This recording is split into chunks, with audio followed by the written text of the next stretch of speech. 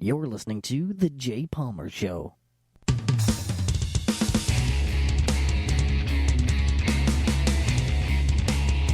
Yeah, buddy. Man, anybody out there who says cannabis is bad is an idiot. I'm just putting it out there. It's the first thing of the show. I've never smoked the weed before in my life. I've never smoked the actual weed. I never smoked the devil's lettuce. I've never rolled a joint, smoked a bong, whatever. But what I have done is something oh so glorious. I had somebody bring me some CBD oil last week, and I slapped some under my tongue, and it was good. It was good. I was like, I mean, it kind of mills you out a little bit. You know, you're given your fucks are a lot less given.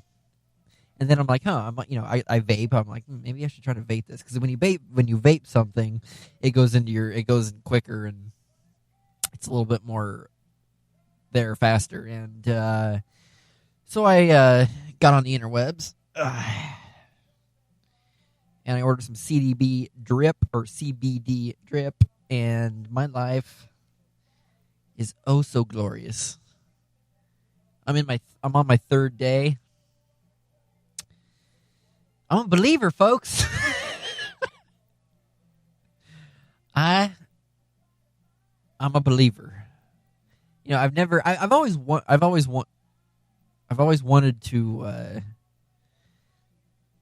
try weed. The actual weed, not a derivative of the weed. But where I live, it's illegal. And I could probably get fined. See, this is where it kind of goes both ways for me. Right? I could possibly get fired for vaping this. But you know what? At this point, I don't care. Because, like, I have never been up to this point. You know, I guess your stress levels go up and down in relation to what you're doing in your life. But like I can't describe it. I feel balanced. Like I feel like my heart rate is like balanced. I feel like my mood is balanced. I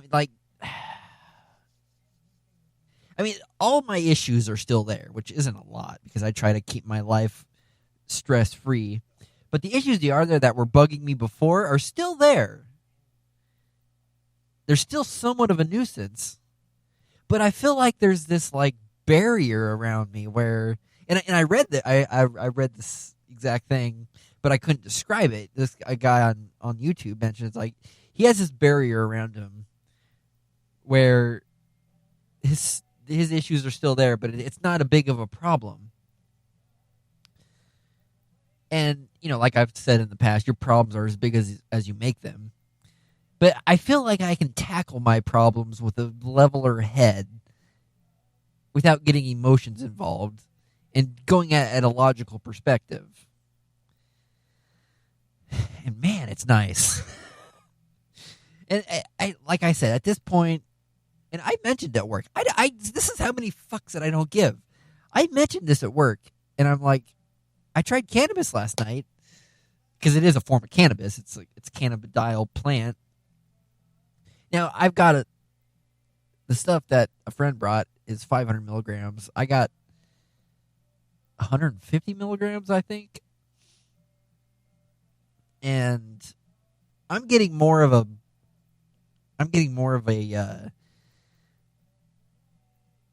I guess, reaction from my 150 that I did from his 500. I think that's because I'm vaping it and I'm not sticking under my tongue. Now, sticking in your tongue has the same effect of going straight in your bloodstream, but I feel like this is more just you know, it's in, you know, it's quick. It's kind of like vaping nicotine. And that's another thing that I noticed. Like, I vape 18 milligram nicotine, which is a lot. And I almost feel like it cancels out the nicotine. Like, I almost feel like I can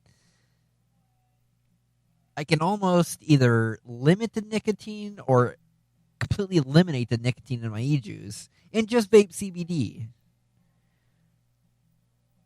Because, you're kind of, with nicotine, it's a stimulant, and CBD is more of, what is it called? Where it like brings you down instead of bringing you up. And but maybe it's just, maybe this is a good mix for me because I get a little bit of a stimulant and a little bit of a, not a depressant, but something that brings you down. Because before I was vaping the CBD, I would get off work and my heart, I would vape and I could tell my heart reacted to it, like, because your heartbeat would go faster because you're sticking a stimulant inside your body. And, it wasn't anything bad, but it was, I could tell. But when I started mixing my CBD with my nicotine, I feel like there was this weird balance of just euphoria of like, it's like when you run a mile and you sit down for the first time, it's just, and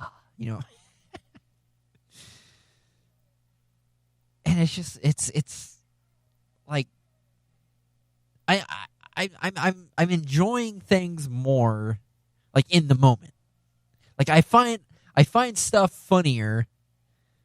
I find small stuff funnier, and I feel I'm enjoying where I'm at the moment more than what I was before. Now, I've mentioned in other podcasts that you need to do that anyway. You need to enjoy the moment where you are. The past is the past, and the future isn't here yet. So you need to enjoy the moment. But I feel like this amplifies that. And it's good. And I realize that you're putting an outside substance in your body to simulate, what already is. But it's not bad because you've got cannabinoid receptors in your brain. Cannabis is already like programmed in your body, which I didn't know until I started reading up on this, and that got me thinking. It's like, okay, everything comes from the earth. And we're sitting here trying to ban cannabis because they say it's a Schedule I drug and it's bad for you, and it's a gateway drug, and you'll start doing cocaine or meth or heroin or something. And I'm just like, wait a minute. So your body already has a cannabinoid receptor in it. Your body doesn't have a heroin receptor or a meth receptor or a cocaine receptor, nor cocoa plants. I kind of do want to research cocoa plants because if it comes from the earth, the planet Earth, you probably have something that's in your body that like it connects to and it does something. This is like a philosophical thing where some people say, like you come from God, you don't come from the earth, but in reality, you come from the earth. I mean, we're on the earth. We're here. We're on the earth, and that really makes me just. I mean, that doesn't make me question religion, but it makes me question like, why are we banning something that comes from the earth? That has clear benefits to help you. I can tell you why we're banning it, simply because the pharmaceutical, this is, you can go conspiratorial or whatever, but the pharmaceutical companies, I think they realize the benefits in it, and they're afraid of it because their product, is obviously manufactured. It doesn't come from the earth, and they have to sell it. And it's just, that's just a whole other debate, and that's just not. But at the same time, I mean, we need to be. I'm 3 days into this, and I can see the effects of it. And it's not because, my stress level is was low before, and maybe I'm just making this into my head. I am well aware of my body. I'm like I study my body a lot of the time. I understand a lot of my body, and I understand when it feels different, and my levels of anxiety and my levels of, feeling good, feeling bad, whatever. Most people are aware of their bodies. I mean, that's just, you are aware of your body. But before I started taking it, my stress level was reasonably low. I mean, like I said, my fucks are very low. And even at that point, when I started taking it, it was even less. And it's just like, this is great. And I mentioned that barrier, and that barrier just kind of helped filters it out. Now, I will say,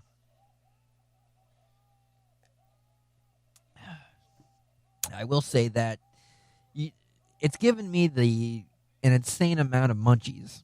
I went to the store today, and I bought 3 Hershey Cookie Layer Crunch caramel packets, plus a I don't know what this thing is. It's the same thing, but it's in like a bag. It has 9 wrap bars in it. And it's very, very good. Now, maybe it's just amplified because I have the munchies. And I also have a pack of family-size Chips Ahoy chunky cookies over here.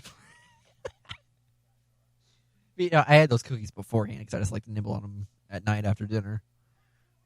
It helps alleviate your blood sugar. And that's another thing that CBD does. It helps your blood sugar. It helps your diabetes. All CBD oil is everything that marijuana is minus the high. And I don't think I really want the high, to be honest with you, because I'm not much of a drinker. I'd like at one point in my life to experience a THC high just to see what it's like. I think that would probably make for a good podcast.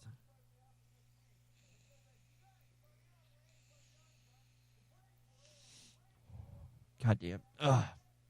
It's so good. It doesn't taste bad when you do it by itself. I mean, I haven't tasted it.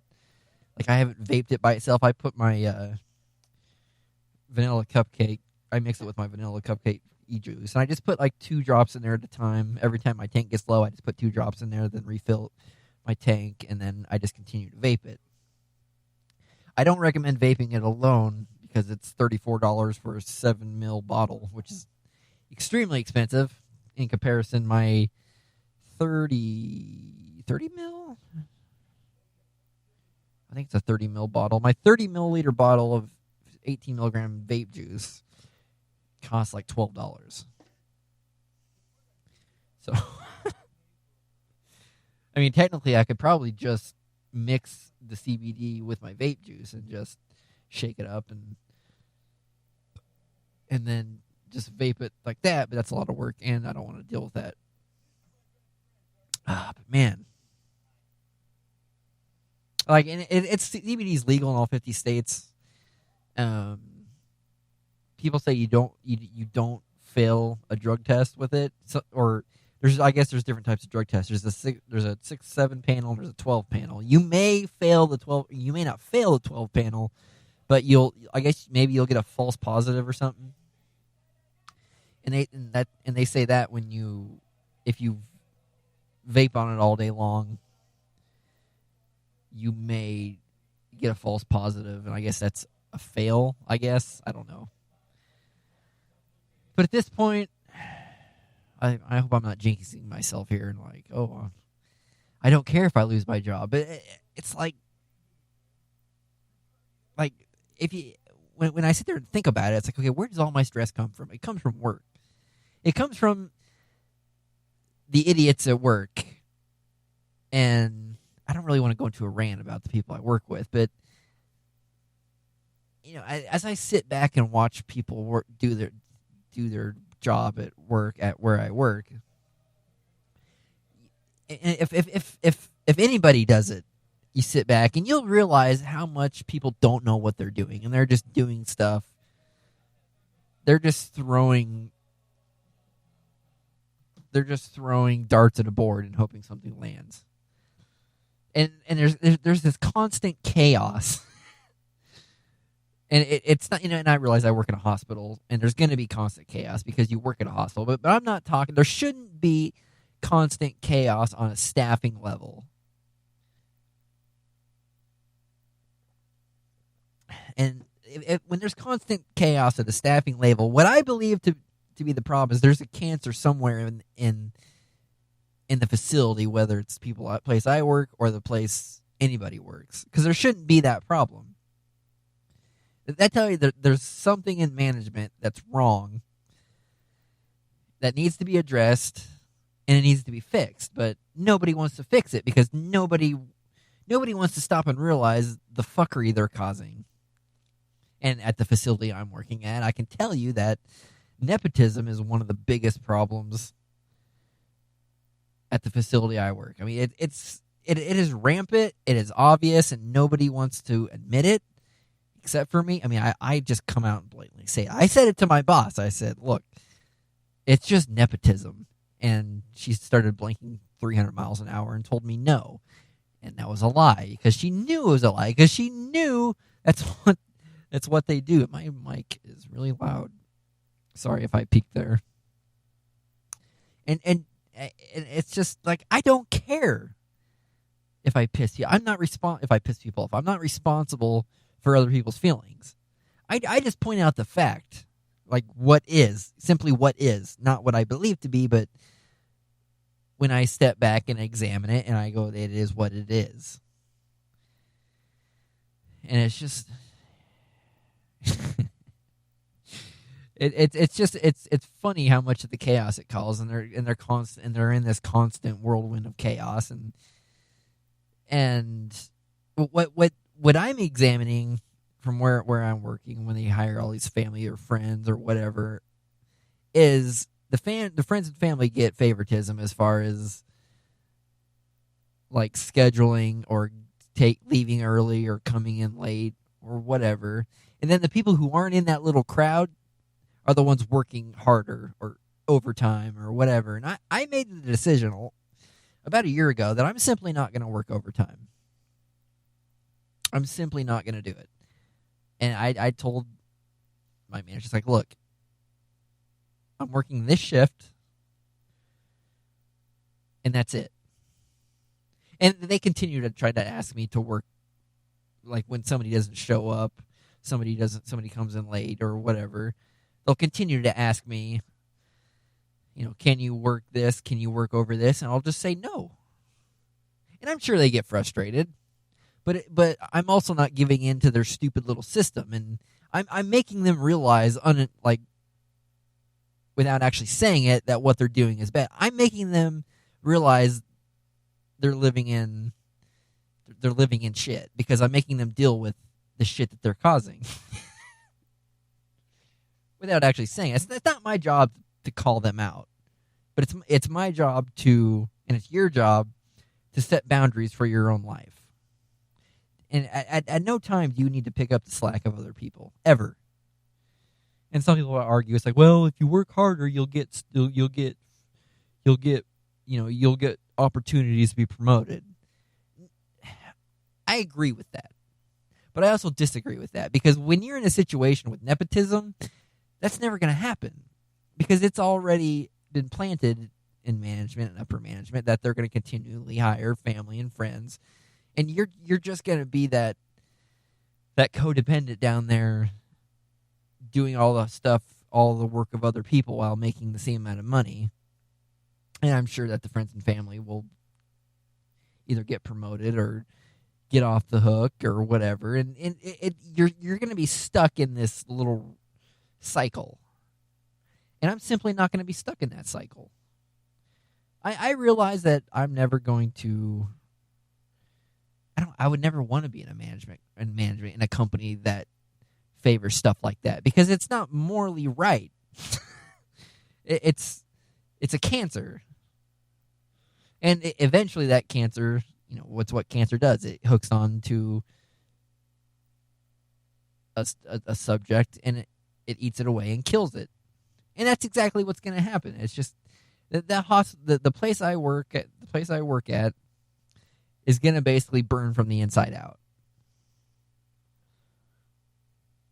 And, I'm just gonna do my job, the best of my ability when I'm supposed to work, and then go home.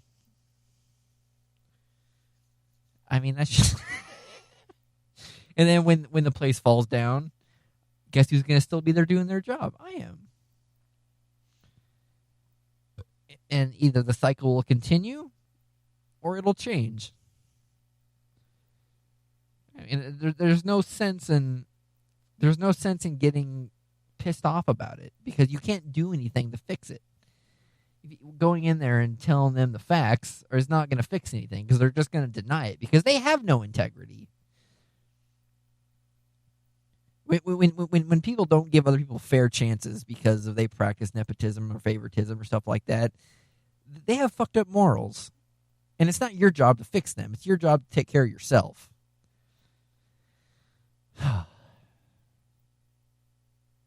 Boom.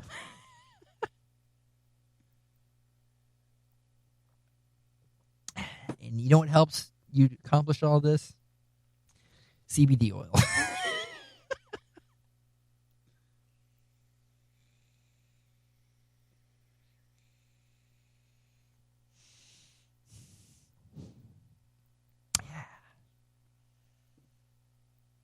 Oh, man. Life is great. I'm not rich. I don't have a lot of money. But what I do have is my happiness. Nobody can take that away from me.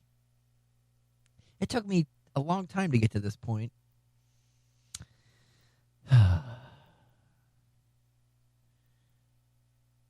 Nobody can take it away. And you have to remember that. Nobody can hurt you. Nobody can hurt you. The fear you have in your head is created in your head. It's not created by anybody else. Unless somebody pulls a gun to your head and threatens you. I mean, you have you have the right to defend yourself. I mean, that's just a fact. Life is great. Oh, and people listening on YouTube, welcome. I finally got it up on YouTube. If you don't want to listen to me on YouTube, which you should, because it's just, if you're already listening to me on YouTube, that's obviously what you found me on. You can listen to there, but you can also listen on Stitcher and Google Play. I'm not on iTunes, and I don't know if I want to go on iTunes, because iTunes has just been a big pain in my butt to get everything on there. And I tried iTunes at the beginning, and I think iTunes would help me get more listeners because more people use it, but I also think long term that iTunes is not going to be that way, and Google Play or Stitcher or some other form is going to take their place, which I can't wait. So, yeah. You can also go to the website, jpalmerlive.com. Or no, sorry, thejpalmershow.com. Thejpalmershow.com. And sometimes I'll put blogs on there, but it's just where you can listen to the website if you don't want to go to YouTube or I'm sorry, it's where you can listen to the podcast if you don't want to listen on YouTube. And I'm trying to figure out what I want to do as far as other videos go on YouTube. I'm not going to vlog, but I'm trying to figure out what I can use for that. I might do like gear reviews, or not really a studio tour because I don't really got much of a studio. It's more of a corner in a room with a desk and 2 audio monitors, a mixer, and a compressor. And it's really not that, and a computer and a microphone. It's not all much to see. I mean, but if you want it, I can do it. I've done one in the past on my other YouTube channel. But I can always upload another one if you want. I do need to clean before I do that because there's dust everywhere and there's vape bottles and vape pens and shit. So, yeah.